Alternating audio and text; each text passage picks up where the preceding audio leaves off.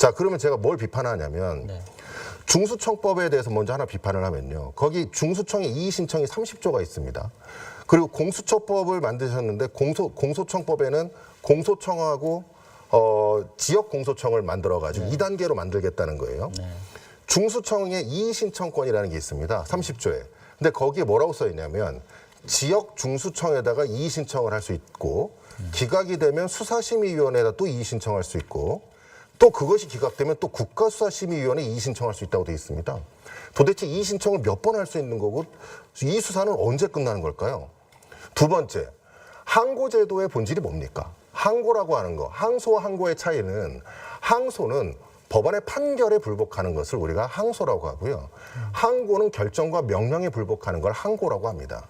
그래서 불기소 처분이라고 하는 검사의 결정이 내려지면 그 결정에 불복해서 항고를 하는 것이어서 그래서 고등검찰청을 만들어 놓은 겁니다. 그리고 다시 대검찰청을 만든 이유는 뭐겠습니까? 바로 그 고등검찰청의 항고 결정에 불복해서 재항고를 할 수 있도록 만들어 놓은 거거든요. 그래서 검찰청법에서 고등법원에 대응하는 고등검찰청, 대법원에 대응하는 대검찰청을 만들어 놓은 거예요. 이게 다 논리와 이유가 있는 겁니다. 그런데 지금 만드신 법안들의 내용에 보면 항고에 대해서 결국은 공소청에 대해서 이의신청을 하고 거기서 끝이고 더 이상 재항고를 못하게 돼 있습니다. 거기서 끝났어요. 거기까지도 좋아요. 그런데 중수청에 대한 이의신청을 하면 이의신청을 지역 중수청에다 이의신청을 한다는 겁니다. 하위청에다 이의신청을 한다는 거예요. 그런 법이 있을 수가 있습니까? 중수청, 상급 기관이 처분을 내렸는데 하급 기관이 그 이의신청을 받아요? 그러니까 이게 아무런 체계도 없이 내용을 써놨어요. 이 국가의 이 중대사한 이 내용들을 지금 장경태 의원께 만드신 국가수사심의위원회 거기 보시면요. 27조하고 29조가 있습니다. 똑같은 내용이에요. 같은 내용의 조문이 2개가 들어가 있습니다. 그러면서 이걸 지금 추석 전에 통과시키겠다고요? 그러면 일선에 있는 사람들은 어떻게 되겠습니까? 지금 과거의 수사권 조정에 되어서 어떤 공과가 있는지를 판단하고 그걸로 인해서 국민들이 얼마나 피해를 입는 것이 있는지 좋은 것이 있는지 확인해야 될 거 아니겠습니까? 지금 배임죄 수사와 관련해서 이미 경찰청 통계가 나왔습니다. 배임죄로 고소를 하면 과거에 500일 걸렸어요. 지금은 900일이 넘게 걸립니다. 2배 가까이 걸려요, 이제 시간이. 그러면 고소를 한 다음에 하염없이 기다려야 돼요. 근데 지금 여기 만드신 거에 보면 이제 불송치 결정을 하면 이의신청을 지역 중수청에 한 번 하고 기각되면 수사심의청에다 또 이의신청하고 기각되면 또 국가수사심의청에 이의신청을 합니다. 도대체 언제 이게 수사가 끝나는 것이고 피해를 입은 사람은 어떻게 구제를 받아야 되나요? 국가의 수사 기능은 회복이 될 수 있는 건가요? 이런 법안들은 반드시 정부 법안을 통해서 그리고 여야와 국회에 있는 사람들이 모두 전문가와 협의해 가면서 이 사법제도를 정비해야 된다. 저는 그렇게 말씀드리겠습니다. 정권에 되게 많은 부분들을 좀 얘기하셨어요. 그래서 그 수사위원 국가수사위원회 이의 신청 관련해서는 네. 장경태 의원님 말씀하시면 될 것 같고 네. 앞에 2가지는 제가 말씀드릴 네. 수 있을 것 같아요. 우선은 모든 법이 정부 입법으로만 해야 된다라고 말씀을 하는 뜻은 아니시겠지만 이 법은 검찰개혁 입법은 노무현 정부 때부터 사개특위를 통해서 검찰개혁의 물꼬가 터졌고 네. 그리고 지난 한 수십 년 동안 검찰개혁 이 수사기소분리 수사권을 어떻게 할 것인가에 대해서 많은 논의가 있었습니다.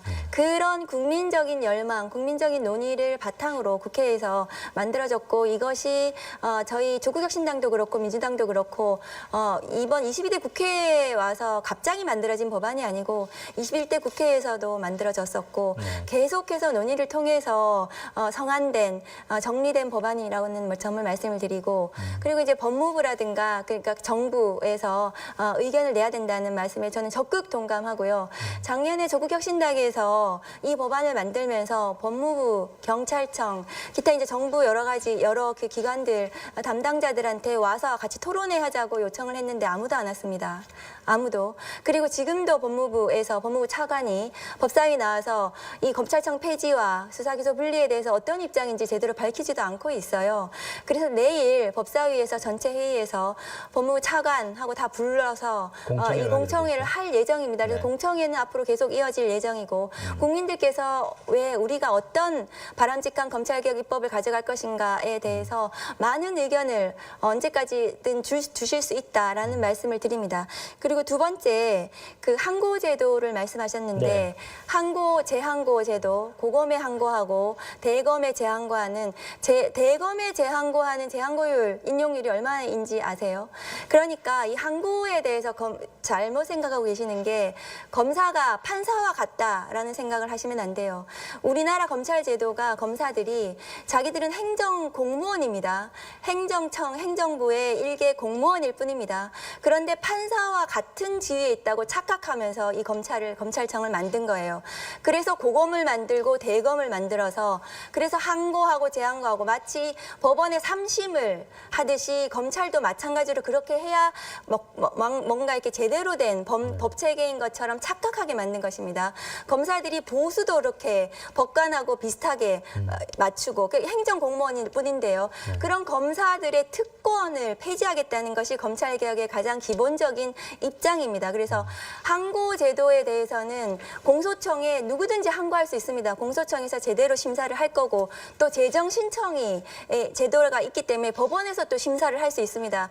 대검을 만들어서 대검에서 재항고를 해야지 항고 제도가 제대로 관철이 된다. 이렇게 볼 수는 없는 겁니다.